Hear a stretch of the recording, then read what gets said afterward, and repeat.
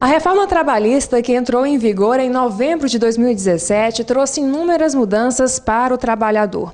Eu estou aqui com o Dr. Eduardo Carrion, que vai explicar para a gente quais mudanças foram estas e se havia mesmo necessidade emergencial de uma reforma trabalhista. Eu concordo e acho que a reforma tem que ser feita e foi sempre bem-vinda. O nosso trabalhador, ele deixou de ser aquele empregado que necessita de muito apoio, muita reserva. Ainda temos bolsões no Brasil que sim, precisamos dessa moneda. Mas você tem que dar liberdade, tanto para o empregado como o empregador. Então, a nossa legislação sempre foi muito presa, muito amarrada, muito protetora. E não digo só protetora, mantinha o empregado como se fosse uma vítima.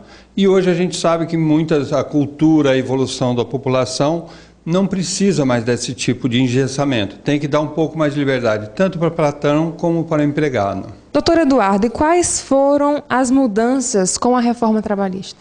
Eu volto a falar, o principal problema é dar liberdade. Então, no momento, por exemplo, você pega o contrato intermitente. É um contrato perigoso? É. Porque o empregado ele pode ser contratado por horas, por dias, por semanas, por meses. Não tem um prazo definido. E o empregador pode contratar por simples vontade de contratar. Ele não precisa justificar esse tipo de contratação. E qual é, entre aspas, a vantagem? O empregador tem a liberdade de falar, olha, você vai trabalhar 3 dias, ponto. O contrato se inicia, 3 dias passaram, acabou o contrato. Ele vai trabalhar por 1 mês, acabou o contrato, não existe uma rescisão, existe um término. Esse empregado perdeu algum direito? Não, ele tem o mesmo direito que é o fundo de garantia, o INSS, férias proporcionais, todos os direitos. Eu só não tenho a penalização do empregador, qual? Terminou o contrato, ele não é obrigado a pagar os 40% do fundo de garantia. Nós estamos numa fase perigosa no momento, porque nós temos uma lei que foi alterada por uma medida provisória. Essa medida provisória perdeu a vigência, ou seja, nós estamos num momento que não existe essa medida provisória. Se o governo vai conseguir outra medida ou não, nós não sabemos. Então vamos se ater à lei. A lei hoje não dá os 40% ao empregado no término do contrato. Ou seja, o contrato terminou, acabou. A medida provisória permitia que, passado 12 meses sem contratação, o empregador era obrigado a pagar a multa. Como ela não está em vigência, hoje nós não temos esse ponto a mais. Ou seja, eu não sou a favor dessa medida provisória. Eu acho que é ótimo assim. O empregado sabe, você dá liberdade, você tira aquele garçom que está na informalidade, você tira a enfermeira que está na informalidade. Por quê? Porque ela vai ser contratada por um período, ponto.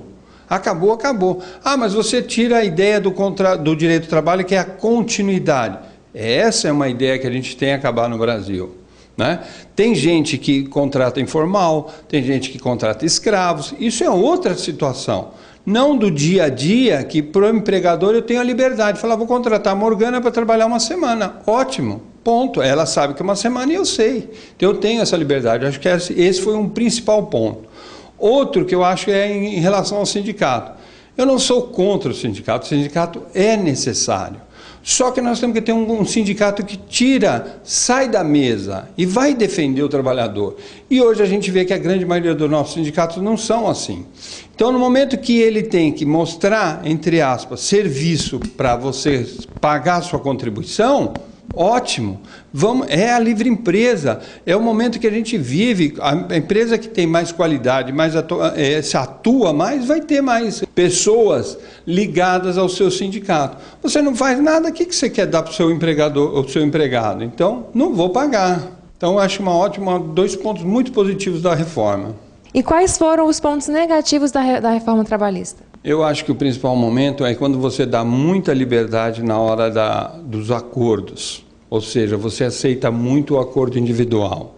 E nós sabemos hoje que o nosso contexto, o que acontece é uma porta fechada, num acordo individual, eu sou contra. No sentido que você, empregador, não faça acordos individuais. Faça acordo com seus empregados, acordos em grupos. Porque no momento do acordo individual, ainda vem aquele resquício anterior que você obriga seu empregado.